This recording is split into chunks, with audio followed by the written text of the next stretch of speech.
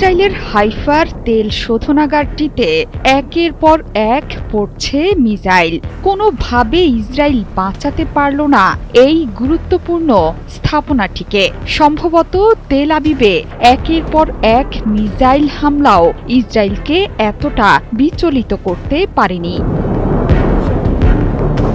ইসরায়েলের সবচেয়ে গুরুত্বপূর্ণ ব্যবসার কেন্দ্রস্থল বন্দর নগরী হাইফা এখন জ্বলছে। সেখানকার প্রধান তেল শোধনাগার ধ্বংস করে দিয়েছে ইরান। আহত হয়েছে অন্তত ৩০ জন। অন্তত ১০০টিরও বেশি ক্ষেপণাস্ত্র ছুড়েছে তেহরান। মূল টার্গেট হল হাইফা নগরী।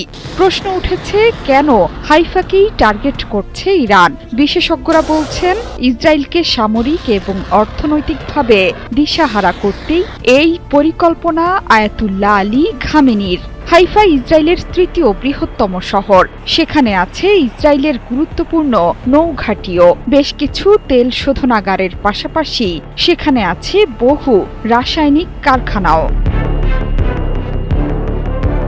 হাইফা শহরে থাকা প্রধান তেল শোধনাগারটি বাজান গ্রুপের। তাদের সব রিফাইনারি কার্যক্রম এরই মধ্যে বন্ধ হয়ে গেছে। প্রতিষ্ঠানটি জানিয়েছে, হামলায় তাদের ব্যবহৃত বাষ্প ও বিদ্যুৎ উৎপাদনকারী বিদ্যুৎ কেন্দ্রটি মারাত্মকভাবে ক্ষতিগ্রস্ত হয়েছে। পরবর্তী নির্দেশনা না দেয়া পর্যন্ত পুরো কার্যক্রম সম্পূর্ণ স্থগিত করে দেয়া হয়েছে।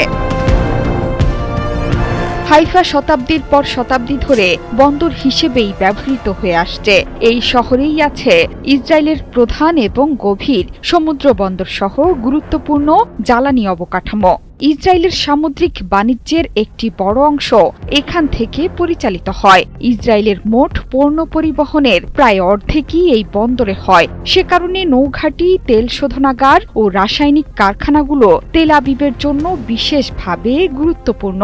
বাণিজ্যিক কার্যক্রম নির্বিঘ্ন রাখতে হাইফাকে আয়রন ডোম সহ বিভিন্ন প্রতিরক্ষা বলয়ে ঢেকে রেখেছে ইসরায়েল। তা সত্ত্বেও তেল শোধনাগারকে ধ্বংস করে দিতে সক্ষম হয়েছে ইরান। ইসরায়েলের পুরো অর্থনৈতিক কার্যক্রমই শেষ করে দিতে চায় ইরান। আল জাজিরা বলছে, বিশেষ করে হাইফায় ইরানের হামলা ইঙ্গিত দেয় যে তেহরান নিজেদের অঙ্গীকার অনুযায়ী তেল আবিবকে দিচ্ছে পাল্টা জবাব। কারণ তেহরান বলেছিল, ইসরায়েল যদি ইরানের বেসামরিক অবকাঠামো বা জ্বালানি স্থাপনায় হামলা চালায় তাহলে তারাও ঠিক একই রকম জবাব দেবে। এখন সেটিই ঘটছে। পাল্টাপাল্টি আঘাতের মধ্যে ইরানের প্রতিরোধ শক্তি দ্রুতই বৃদ্ধি পাচ্ছে।